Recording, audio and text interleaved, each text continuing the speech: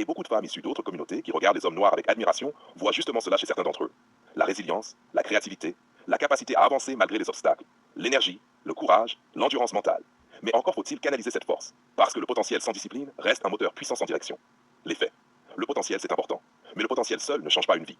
Le monde est rempli de personnes qui auraient pu devenir des talents immenses, des intelligences incroyables, des personnalités charismatiques, mais sans constance.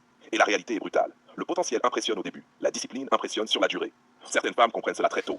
Elles regardent un homme et se demandent, est-il stable? Est-il capable de tenir dans le temps? Peut-il gérer la pression? Respecte-t-il sa parole? Travaille-t-il même quand il n'a pas envie? Sait-il rester digne dans les périodes difficiles? Parce qu'une vie commune ne se construit pas uniquement avec des promesses et du charme. Elle se construit avec des habitudes.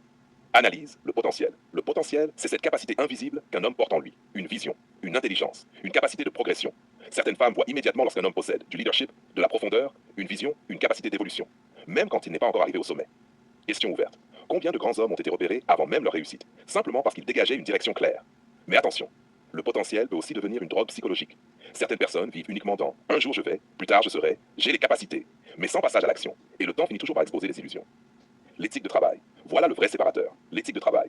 La capacité à se lever, continuer, apprendre, évoluer, travailler même dans les périodes compliquées. Parce que beaucoup veulent les résultats sans aimer le processus.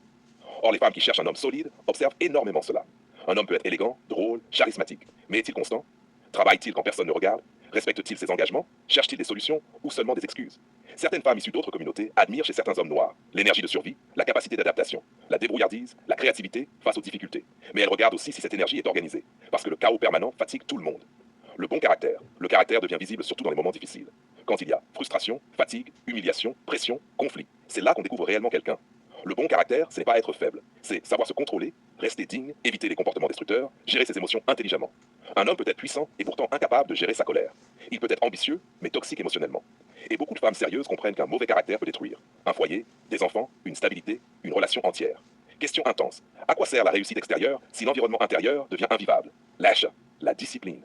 La discipline est souvent plus importante que la motivation, parce que la motivation varie.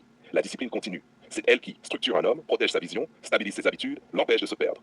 Et beaucoup d'hommes sous-estiment à quel point les femmes observent cela discrètement. Un homme discipliné inspire naturellement la sécurité, la stabilité, le respect. Pas parce qu'il est parfait, mais parce qu'il montre qu'il peut gérer sa propre vie. Décortiquage social. Pourquoi certaines femmes hors communauté sont attirées par certains hommes noirs? La réponse est complexe. Certaines voient une énergie masculine forte, une résilience forgée par les difficultés, une intensité émotionnelle, un charisme naturel, une créativité culturelle, une capacité à encaisser les coups de la vie. Mais elles cherchent aussi la stabilité, la discipline, l'intelligence émotionnelle.